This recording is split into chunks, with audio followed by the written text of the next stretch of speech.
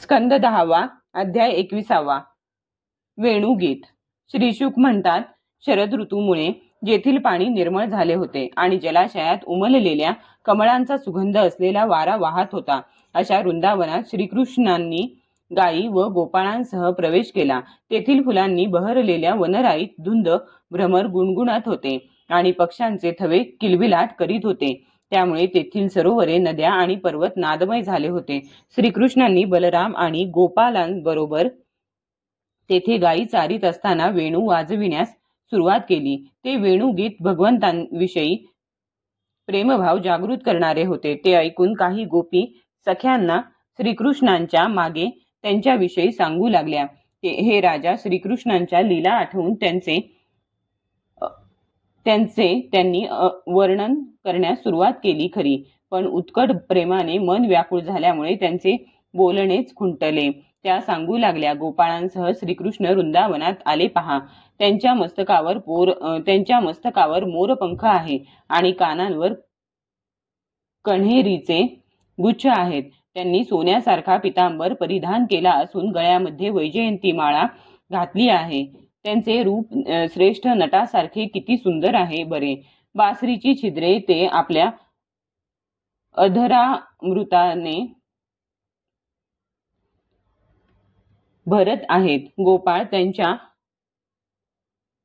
कीर्तीचे गायन करीत आहेत। हे वृंदावन त्यांच्या चरणांमुळे अधिकच रमणीय झाले आहे। परीक्षिता, चराचराचे मन आकर्षून घेणारा वेणुनाद ऐकून सर्व गोपी त्याचे वर्णन करू लागल्या आणि ते करीत असतानाच तन्मय होऊन त्या श्रीकृष्णांना मनाने आलिंगन देऊ लागल्या। गोपी म्हणाल्या, अगं सख्यांनो, आम्ही डोळे असणाऱ्यांच्या डोळ्यांनी एवढीच सार्थकता मानतो। गोपी म्हणाल्या, अगं सख्यांनो, आम्ही डोळे असणाऱ्यांच्या डोळ्यांची एवढीच सार्थकता मानतो, दुसरी नाही। ती हीच की जेव्हा श्रीकृष्ण आणि बलराम मित्रांसह गुरे हाकीत वनात जातात किंवा परत येतात, तेव्हा वेणू वाजविणारे किंवा प्रेमळ नेत्रकटाक्षांनी आमच्याकडे पाहणारे त्यांचे मुखकमल मनसोक्त पहावे। दुसऱ्या काही जणी म्हणाल्या, पितांबरधारी सावळे श्रीकृष्ण आणि निलांबर नेसलेले बलराम जेव्हा आंब्याची पालवी, मोरपंख, फुलांचे गुच्छ आणि रंगीबेरंगी कमलांच्या माळा धारण करतात, तेव्हा त्यांचा वेश अतिशय देखणा वाटतो। गोपाळांच्या मध्ये बसून काही वेळा जेव्हा ते गाऊ लागतात, तेव्हा रंगमंचावर अभिनय करणाऱ्या दोन चतुर नटांसारखे ते किती शोभून दिसतात म्हणून सांगू। अगं गोपींनो, या वेणूने असे कोणते पुण्य केले आहे की जो आम्हा गोपींचे हक्काचे दामोदरांचे अधरामृत स्वतःच अशा प्रकारे पीत आहे की त्याचा फक्त रस शिल्लक उरला आहे। या वेणूला आपल्या पाण्याने वाढविणारे जलाशय कमळांच्या मिशाने रोमांचित होऊ लागले आहेत आणि आपल्या वंशामध्ये जन्मलेल्या भगवतप्रेमी वेणूला पाहून वृक्ष सुद्धा श्रेष्ठ पुरुषांप्रमाणे भगवत भक्त आपला वंशज आहे हा विचार मनात येऊन मधुबिंदूंच्या मेषाने आनंदाश्रू ढाळीत आहेत। गडे देवकी नंदनाच्या चरणकमलांनी सुशोभित झालेले हे वृंदावन पृथ्वीची कीर्ती चहूकडे पसरवित आहे। जेव्हा श्रीकृष्ण मुरली वाजवितात, तेव्हा मोर धुंद होऊन नाचू लागतात आणि पर्वत शिखरांवरील पशु पक्षी स्तब्धपणे हे पाहत राहतात। तसेच जेव्हा सुंदर वेश धारण केलेले श्रीकृष्ण बासरी वाजवितात, तेव्हा मंदबुद्धीच्या हरिणी सुद्धा ती ऐकत काळविटांसमवेत त्यांच्याजवळ येऊन प्रेमपूर्ण नेत्रकमळांनी त्यांची जणू पूजा करतात। स्वर्गातील देवी जेव्हा युवतींना आनंदित करणारे सौंदर्य आणि शील यांचा खजिना असलेल्या श्रीकृष्णांना पाहतात आणि त्यांनी बासरीवर गायलेले मधुर संगीत ऐकतात, तेव्हा मदनबाधेने विव्हल होऊन त्या विमानातच आपली शुद्ध हरपून बसतात। त्यामुळे वेणीतील फुले गळून जमिनीवर पडत आहेत याची त्यांना जाणीव नसते की शालू कमरेवरून निसटतात याचेही त्यांना भान नसते। श्रीकृष्णांच्या मुखातून निघालेले वेणुगीतरूप अमृत गायी कान टवकारून पितात. आपल्या डोळ्यांतून श्यामसुंदरांना हृदयात घेऊन त्यांना आलिंगन देतात.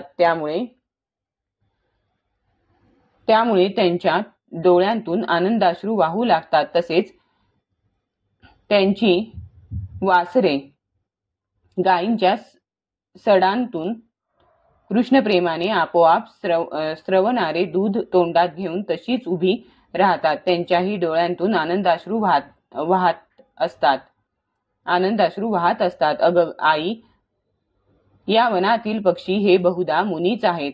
ते सुंदर पालवी फुटलेल्या झाडांच्या डहाळ्यांवर श्रीकृष्ण दिसतील अशा जागी किलबिल न करता गुपचूप बसतात आणि पापण्या न हलवता डोळ्यांनी त्यांचे रूप माधुर्य पाहत राहतात आणि त्यांनी वाजवलेली मोहक बासरी ऐकतात. या नद्यांनीही श्रीकृष्णांच्या बासरीचा आवाज ऐकला आणि त्यांच्या मनात प्रेमभाव जागृत झाला.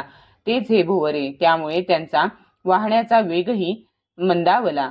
त्या तरंगरूपी हातांनी त्यांचे चरण पकडून त्यांवर कमळे अर्पण करून त्यांना आलिंगन देत आहेत. श्रीकृष्ण आणि बलराम बालगोपालांसह भर उन्हात गायी चारीत आहेत आणि त्याचबरोबर बासरीही वाजवीत आहेत. असे पाहून कृष्णघनांच्या हृदयात प्रेम उजंबळून येते. ते आपल्याच वर्णाच्या घनश्यामावर आपल्या शरीराचेच छत्र धरून त्यांच्यावर तुषाररूप पुष्पवर्षाव करतात. जेव्हा या भिल्लिनी कृष्णांना पाहतात तेव्हा त्यांच्या हृदयामध्ये प्रेमाची व्याधी निर्माण होते.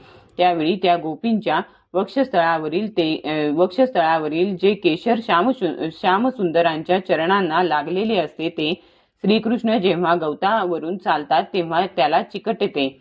या भाग्यशाली भिल्लिनी ते त्या गवतांच्या काड्यांवरून काढून आपले स्तन आणि तोंडाला लावतात आणि अशा प्रकारे आपल्या हृदयातील प्रेमदाह शांत करतात. अगं गोपींनो, हा गोवर्धन भगवंतांच्या भक्तांमध्ये श्रेष्ठ आहे, धन्य आहे. याचे भाग्य श्रीकृष्ण बलरामांच्या चरणकमलांचा स्पर्श झाल्याने हा किती आनंदित होतो पहा. हा गोपाल आणि गायी यांच्यासह या दोघांचाही मोठा सत्कार करतो. तो त्यांना पाणी देतो, गायींसाठी गवत देतो, विश्रांतीसाठी गुहा आणि खाण्यासाठी कंदमुळे देतो. अगं सख्यांनो, जेव्हा हे डोक्याला गायीची धार काढते वेळी पायाला बांधण्याची दोरी गुंडाळून आणि खांद्यावर फासा टाकून गोपाळांबरोबर गायींना एका वनातून दुसऱ्या वनात हाकत जातात आणि त्याच वेळी मधुर बासरीही वाजवतात. तेव्हा चालणारे देहधारी स्तब्ध होतात आणि अचल वृक्ष सुद्धा रोमांचित होतात. वृंदावन विहारी श्रीकृष्णांच्या अशा एक नव्हे तर अनेक लीलांचे आपापसात वर्णन करता करता गोपी तन्मय होऊन जात. अध्याय 21 समाप्त.